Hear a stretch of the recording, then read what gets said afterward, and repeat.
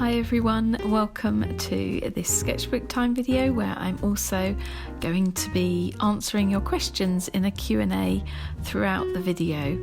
In this one I'm going to be swatching my entire collection of watercolour and gouache paints.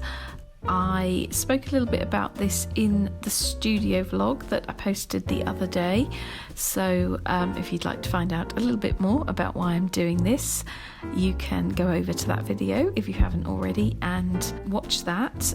It's not necessary to watch that first before this one, so just do that whenever you have a moment if you're interested.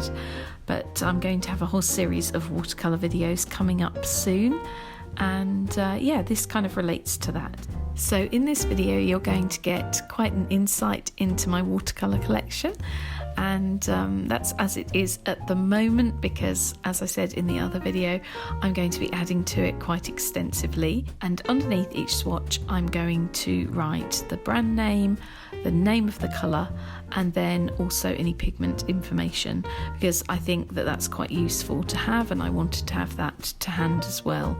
So yeah, if you see any paints you particularly like the look of, you'll be able to just see what I've written underneath and you'll be able to check them out. So let's get on to the Q&A, and before I start I'd just like to apologise in advance in case I mispronounce any of your names. Yeah, you come from all over the world, so I'm bound to mispronounce something, so yeah, I apologise for that, but I'll give it my best shot. Okay, the first question comes from Francisco Flores. He says, do you like making portraits or drawing people? Well, yeah, I have done this in the past. I wouldn't say it's one of my favourite things to paint. I don't really enjoy painting people, and I guess I would be more interested in portraits than in, say for example, life drawing or something like that.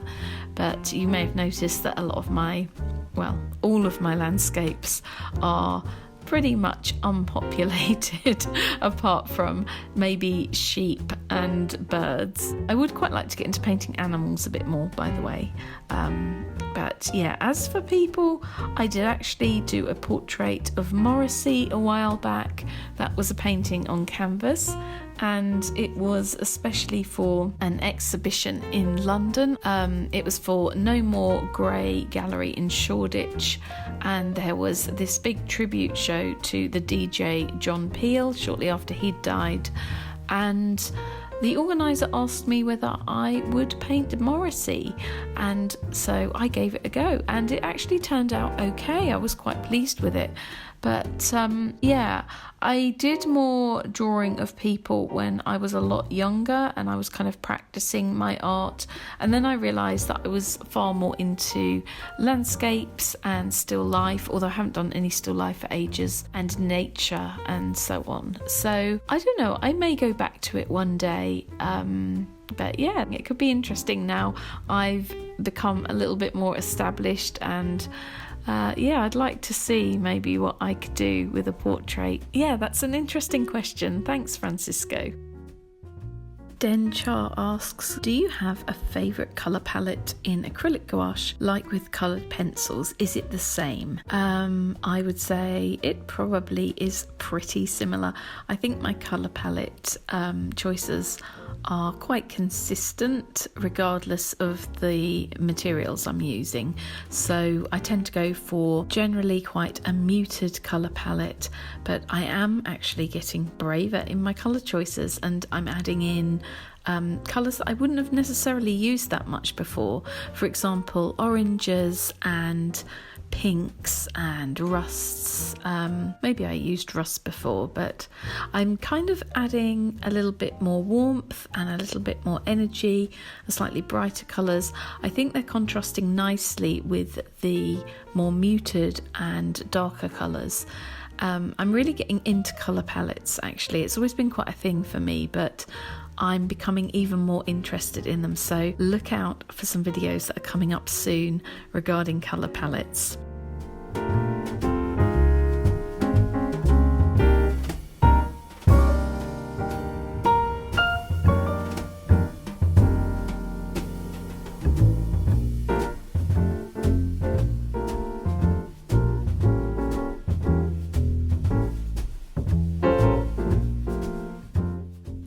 French asks, what artists have inspired you in the past and what artists inspire you now? Well, I have a long list of artists who have inspired me. I'll try and think of some of them for you. David Hockney has to be at the top of the list. He is just a complete inspiration to me in so many different ways. I would say his work ethic, his way of experimenting, he never kind of rests on his laurels and just sticks to one thing, and he's always changing, and even in his 80s he's, I think, still a real force to be reckoned with. He's innovating all the time. I think he has an excellent eye for colour. I absolutely love his landscape paintings. So yeah, he's at the top of the list. I love Alfred Wallace, Edward Hopper, Rob Ryan, Peter Doig, Harold Solberg, Charlie Harper. Michael Morgan's another favourite. I like some of the works of Ellis Lowry, Modigliani, Magritte. I mean, I could go on and on. There are quite a few, and even like artists that I follow on Instagram, I'm just going to pick a handful. So, for example, Dee Nickerson, Kathy Cullis. I also love, I think her name is Dinara Metalipova. I'm probably mispronouncing that, but she is an amazing folk artist. And so loads and loads of artists influence and inspire me.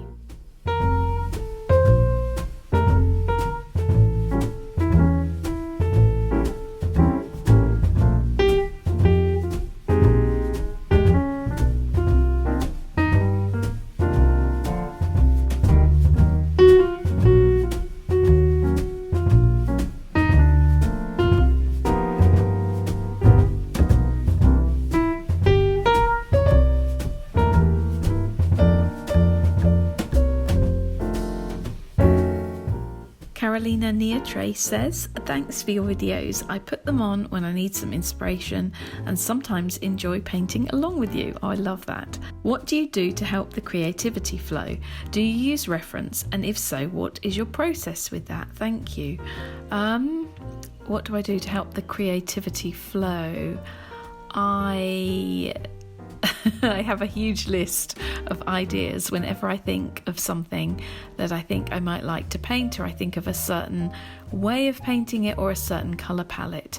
I keep it all either in notes on my phone, or I actually have a notebook now where I'm writing everything down, and I'm trying to get all of the different scraps of paper, different notebooks, notes on my phone, all into this one notebook.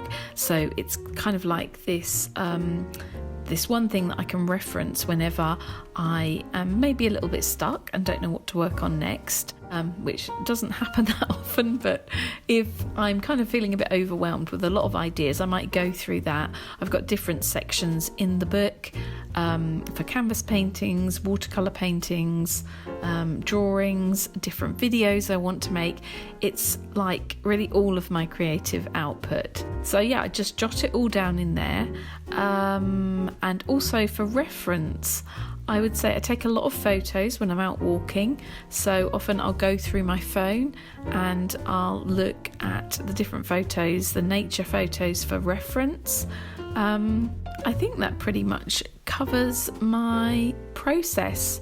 I just spend a lot of time looking and absorbing, and yeah, just don't forget to write down any ideas you have at all, even if they're not fully formed ideas. Just write them down, because you never know when they're going to be useful and when you're going to be able to expand upon them. So yeah, I think for me, I don't really have that much trouble getting the creativity to flow. It's more a case of not enough hours in the day on any given day to do all of the work that I want to do. So yeah, I think I'm kind of lucky in that respect, but also I think the more you do art, the more inspiration you get. I don't know, it kind of, the act of doing for me actually gives me more ideas. I hope that answered the question. I'm not sure whether it did, but I hope that's an okay answer.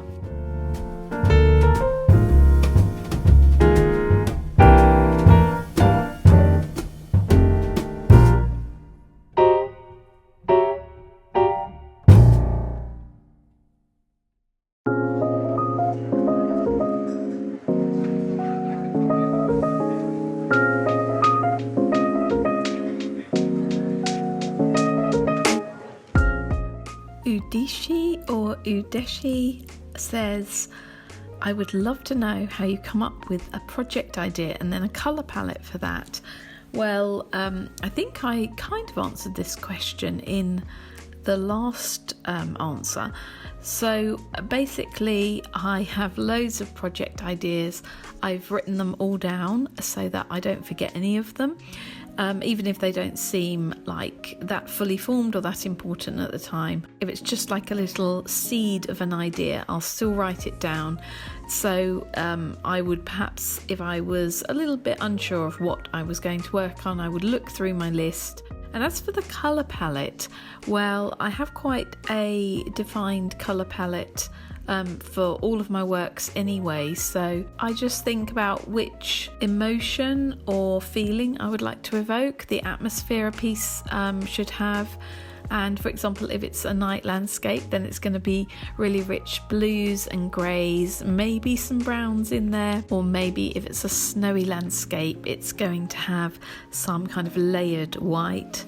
But yeah, basically I think I've been doing it for so many years now that I have my colour palette ideas, and I tend to, I guess one thing I could say is that I don't tend to stick religiously to reality. I should also add actually that I spend a lot of time thinking about colour palettes and working on colour palettes and jotting those down. So if there's something I see, it could be in nature, a particular colour combination or something like that. If I really like it, I will either take a photo on my phone or I'll make a written note of it. And colour palette inspiration can literally come from anywhere. So if you see something you like, just always make a note of it.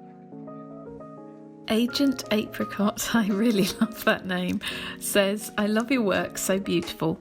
I was wondering what paper you use for coloured pencil works and paper used for your gouache and mixed media works. Thanks for sharing your talents and the process. Well, you're very welcome, Agent Apricot. The paper I'm using currently for coloured pencil works, I found that Archer's hot pressed £140, I think it is, paper. That's a really good paper for the pencils. They seem to lay down really nicely and it's such a smooth paper. I actually initially bought it for working with watercolours on, but I don't really like it for painting. I much prefer their cold press paper, and it's a lovely heavyweight thick paper which I think gives a really nice feel to the pencil drawings as well. So yeah, I'm using that at the moment, but I do have some others as well. I'm thinking about doing a video on the different types of paper I use because I have quite a few different ones now, so I think that might be a video that's coming up in the future. I actually did make a note of that in my notebook the other day. Also, paper for my gouache and mixed media works. Well, I tend to use, as I said, cold press paper, so that's paper with a very slight texture. I use the knot surface rather than the rough surface. And as for brands, I'm using many different brands at the moment. I'm trying all sorts of different ones, from specialist handmade paper from Choosing Keeping to my old favourite, the Bockingford paper, which I think that one I tend to get the 200 or 250 pound paper, so it's really heavyweight. And I also have some handmade Indian paper too, so there are a lot of different papers I use, but yeah, as I say, I'll try and make a video on that.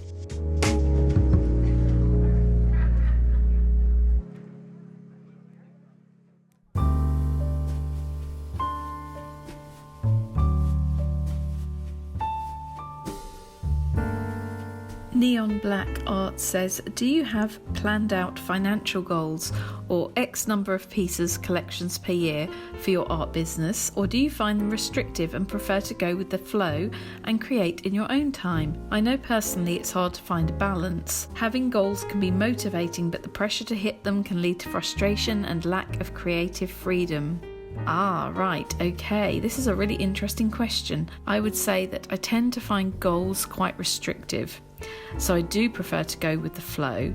Sometimes I'm really super motivated and I work and I get a lot of work done in a short amount of time, and other times I like to take a little bit of time to not only kind of deal with admin and stuff like that, like the practical stuff, but also just to take time for ideas to develop before I work on them. So yes, you're right, it's really hard to find a balance.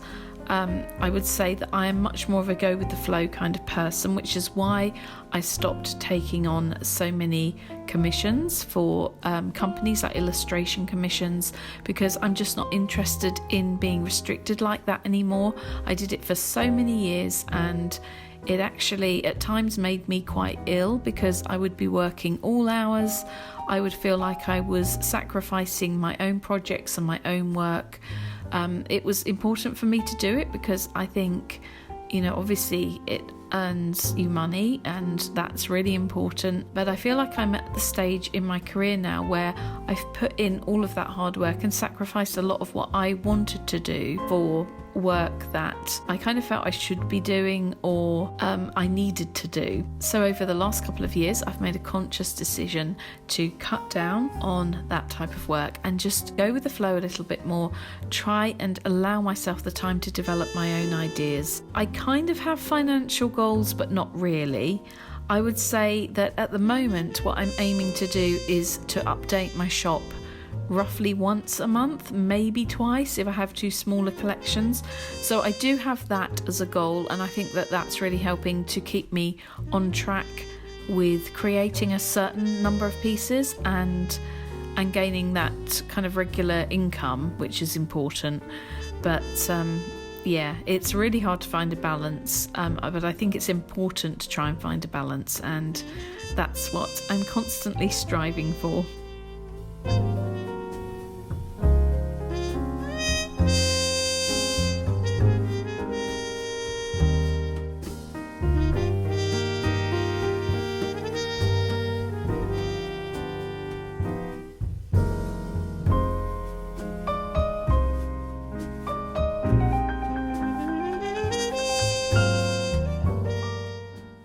Del Piano says, do you have any advice on pricing your artwork? And if you were going out for a few days, what would be in your pencil case or material bag? Right, I'm going to answer the second part of that question first. I'm going to be making a video on that. What I would take, kind of my travel kit, my travel art supplies kit. That has been on my list of videos to make for quite a while. Yeah, so I'll be making a video very soon about my travel kit. So hopefully that will be quite interesting. Do I have any advice on pricing artwork?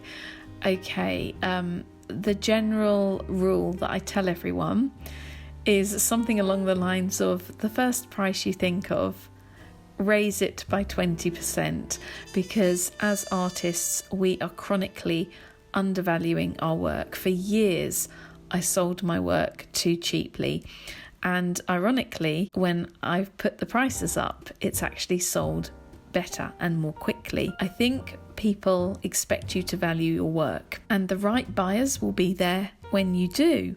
So I think you need to look at things like so if we're looking at this from a practical point of view, we need to look at materials costs. So this is one of the reasons that my paintings on canvas cost more than my paintings on paper, because it's more expensive to buy canvases, and the amount of paint I use on a canvas is much more than, say, if I'm doing a watercolour or gouache piece on paper. So the materials cost is a factor. The amount of time taken to make the work is also another factor. For pieces that take a long time, you have to charge more, and what you charge per hour is going to vary from person to person. So pick something that's realistic for you. We need a living wage to be able to live relatively comfortably, so don't undersell yourself. And also, I think as a guide, I tend to look at what similar pieces of mine have sold for in the past. So I'll look at those and I'll use that as kind of a reference for how much I should be charging for the piece I'm currently working on, for example. And and every so often, maybe every few months, just raise your prices slightly. They should, as you become more established, your reputation grows, as you become more accomplished, your prices should reflect that and they should go up. But don't do a massive price hike all in one go, just suddenly. Do it very, very gradually. If you just add on a little bit each time, and you'll get them up to a level where you're earning more of a comfortable salary or a wage or whatever you want to call it. But anyway, I hope that helps. Pricing work is always really difficult, and there's never a sort of one size fits all answer to that question. Code Del Piano also says, and do you keep to a daily routine or schedule? If so, do you use a planner or bullet journal? I don't tend to use a planner or a bullet journal. I just use my normal bog standard notebook. I'm not fancy enough to use a planner or a bullet journal. Do I keep to a daily routine or schedule? Kind of loosely. I'm not the type of person who gets up at the same time every day or goes to bed at the same time. As I mentioned in an earlier answer, I'm kind of more of a go with the flow kind of person. I have a loose routine where I tend to do a lot of my admin work in the morning and then paint in the afternoon and early evening. But that can change. It just depends on what I need to do, what I feel like doing. Here's a second question from Matt French. It's, are there any mediums you want to try in the future? Well, as I've been experimenting quite a lot just lately, I'm not sure there really are. There's one that I want to concentrate more on and really develop, and that's watercolour painting. So there are a whole series of watercolour videos coming up. I'm very excited about this because I've actually taken about 2 months to plan the videos that I'm going to be doing and to get all of the materials and the different things I need to make the videos, because I'm going to be talking a lot about colour palettes in these. I'm really excited about this. I want to really develop my watercolour painting. I don't really think that there's anything that I particularly want to try that's new. I just really want to develop my skills in the mediums I use at the moment. Max A says, was there ever a time your art was put down or not supported, and how did you deal with it? At the beginning of my career, I went through quite a long period of time where I wasn't really selling that much. I think that's quite normal for a lot of artists because you're still finding your way, you're still finding your style. You need time to develop and refine what you're doing and to sort of find your niche as well in a way. So I kind of started out exhibiting in local exhibitions, and so these were a real mixed bag of artists of all skill levels, but my work was always so different to everyone else's because I've always had much more of a defined style, whereas a lot of the people were painting kind of very realistic animals or landscapes or whatever. So often my work kind of stuck out a bit, and yeah, it was a bit disheartening when you're not selling very much. I also don't really come from a particularly artistic family, so I haven't had like lots of, I guess you could say, help with like getting my foot in the door. When I started, I had no real contacts in the art world, and so it was quite difficult for me to get started. It was hard for me to see how I was going to make a career out of this. But hopefully this is, encouraging everyone out there, because look, I've done it. So if I can do it, you can do it too. I wouldn't say that my work was really put down heavily. It was just, there wasn't anywhere near the level of interest there is now. And it can be really disheartening. I mean, I would enter several exhibitions where I would sell nothing. I would turn up at the end and they'd say, oh, we're so sorry, we haven't sold anything. And I'd see other people going away, with only taking back like 1 or 2 paintings because they'd sold everything else. And yeah, it was really disheartening. And there were several times where I would go and have a little cry and feel really down about it. But somehow I just loved what I was doing so much, and I persevered, and I don't know why, but I always had the faith that I was going to be able to do it. And I don't know where that came from, but it was just like a belief in myself that I would be able to do it one day. And so I guess the only thing I can say is if you feel like that and you believe that what you're doing has some value, then just continue. I mean, I had loads of other jobs on the side from my teens right through to my early 30s, which is when I became a full-time artist. So, you know, for years and years I had to work at other jobs to earn some money. And and I just kept on kind of trying to develop my style and really figure out what made my art special and what I really wanted to concentrate on. I hope that is a good enough answer. We have a question with a short answer here. This is from Nina F. She says, who is your favourite artist? And I'd already answered that one. It's David Hockney. If I had to choose just one person, it would be David. This is another quite short question and a quite short answer. This is from Karen McFarlane. She says, do you draw every day?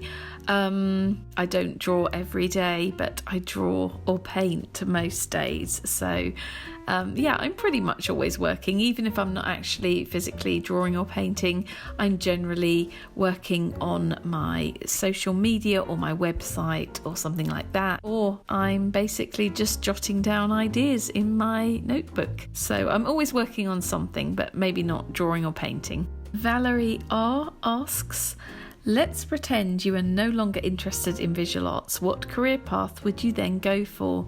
Well, this might surprise some of you because it's quite different from what I do, but I would like to be a detective or a criminologist. I have a fascination with psychology and why people do the things they do. I'm also very detail focused and I'm very keen to find out the truth of situations. I've also dealt with some very interesting characters in my life, which has made me even more interested in this particular field. I also like the idea of stopping the evil people in this world from harming the good people. And I think the last questions come from Salja Kumar. She says, hello, my questions for you would be, 1, is there a gouache that you'd recommend to a beginner? I think if you're wanting acrylic gouache, I posted a video on that just the other day. There's a good primary colour mixing set that you could use as a beginner. If you want more traditional gouache, I would say the Winsor Newton introductory sets, I think they're called. They seem to be a pretty good deal. You get some great colours. I love Winsor Newton gouache, so they're the ones I would recommend.